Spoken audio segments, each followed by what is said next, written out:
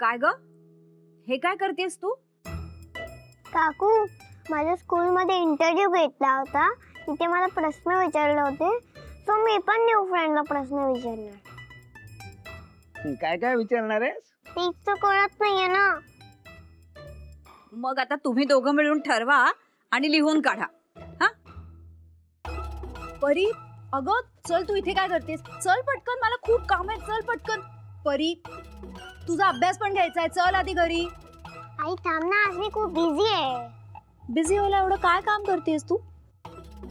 अगं तिला इंटरव्ह्यू घ्यायचा आहे ना, म्हणून त्याची तयारी करते. इंटरव्ह्यू? कसला इंटरव्ह्यू?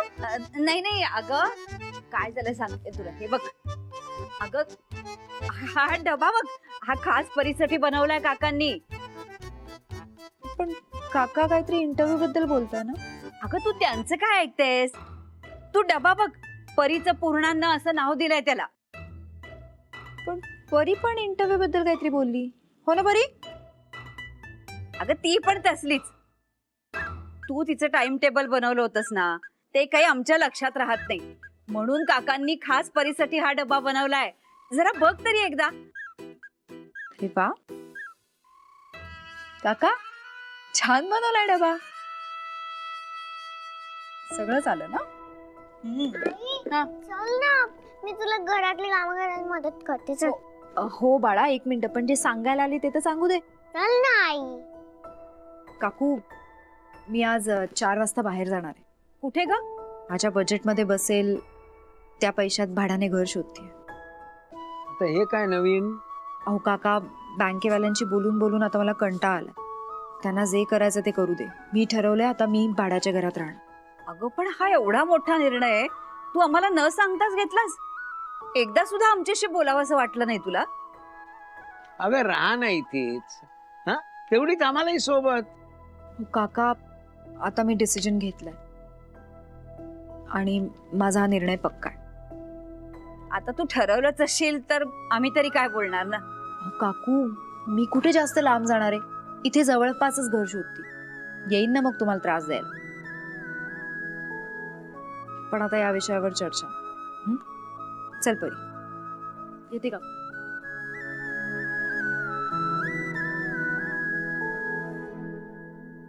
तू कशाला काळजी करतेस? आज एकदा त्या परांपर्यंत इंटरव्ह्यू होऊन जाऊन दे, मग लवकरच नेहाचं लग्न होणार आणि तिच्या घराचा प्रश्न चुटकी सरशी सुटणार आहे. बघ मी सांगतो तुला. अगो बाई, एवढं तुम्ही न विसरता बोललात तर तसंच घडू देत. मी सुद्धा देवाला पावशेर पेढे ठेवीन. तसंच घडणार.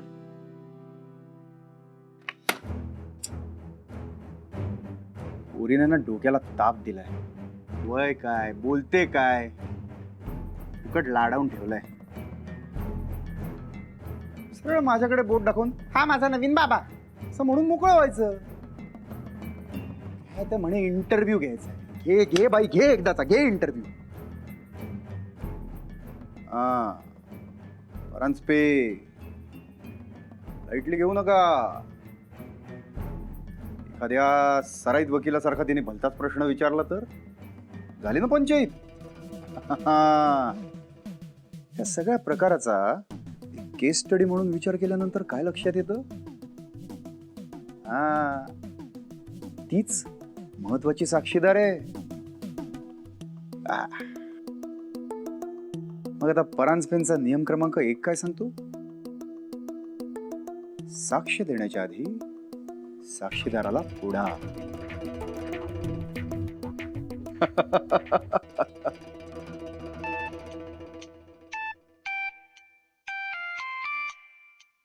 अहो, परांजपेंचा फोन आहे. अगं मग घे की, बोल त्यांच्याशी. हा बोला परांजपे. कशा आहात काकू? आता मला काय झालंय? तसं नाही हो, तुम्ही माझ्या आईवडिलांसारखे आहात. त्याच्यामुळे तुम्ही फक्त बरे आहोत एवढं जरी म्हटलं तरी मनाला फार बरं वाटतं. किती आत्मीयतेने बोलता हो तुम्ही. आपल्या माणसांबद्दलच आत्मीयता असते ना. तुम्ही झालात, काका झाले, नेहाजी झाल्या, परी. अरे हो, परीवरनं आठवलं, परी आता माझा इंटरव्ह्यू घेणार आहे नाही का? हो, तसंच तर ठरलंय ना आपलं. काय वाटतं तुम्हाला साधारण काय विचारेल ती? अहो, तुम्हाला काय टेन्शन वगैरे आलंय की काय तिच्या इंटरव्ह्यूचं? टेन्शन असं नाही, तुम्हाला तर माहितीच आहे लहान मुलं किती निरागस असतात आणि तुमची परी म्हणजे परीबद्दल काही बोलायलाच नको. अगदी गुणी पोर आहे ती. तुम्हीच जास्त ओळखता ना परीला, म्हणून म्हटलं तुम्हाला विचारावं. म्हणजे अंदाजे काय विचारेल? अहो, काळजी करू नका हो.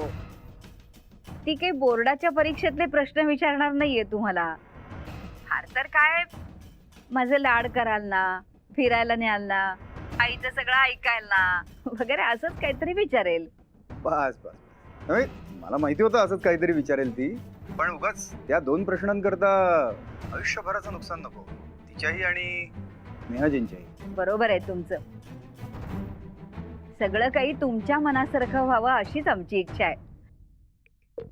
आणि त्यांना म्हणाव, जर तुम्हाला एखादा प्रश्न अडला आम्ही तिथेच असणार आहोत, आम्ही त्याचं उत्तर देऊ तुम्हाला. हा, बस बस बस बस हेच हेच हेच बस चल.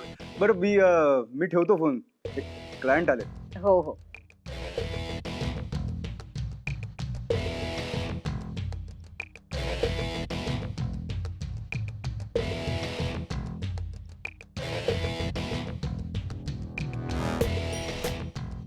खुर्चीत बसल्यानंतर सुद्धा किती सॉफ्ट वाटतं ना.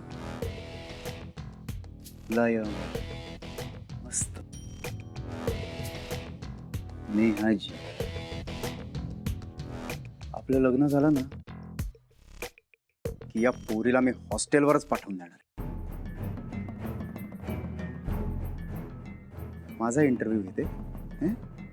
एवढीशी टिचभर पोरगी एका टिचकीत उडवून देईन ना, पत्ता नाही लागणार. वहिनी, वहिनी, शेफालीचा नंबर मिळाला ना? तुमचं बोलणं झालं ना तिच्याशी? नंबर बरोबर होता ना? डोक्यावर पडलेस का? काय झालं वहिनी? मी तुला म्हणाले की मी तिच्याशी बोलले, म्हणजे तो नंबर बरोबर होता. करेक्ट ना? हो, पण काय ना वहिनी, की तुम्हीच नेहमी म्हणता ना की मी कोणतंच काम धडपणे करत नाही, पण हे काम मात्र मी चोखपणे केलंय हा वहिनी. मग मी काय करू? आरती ओवाळू का जाहीर सत्कार करू तुझा? तसं नाहीये वहिनी.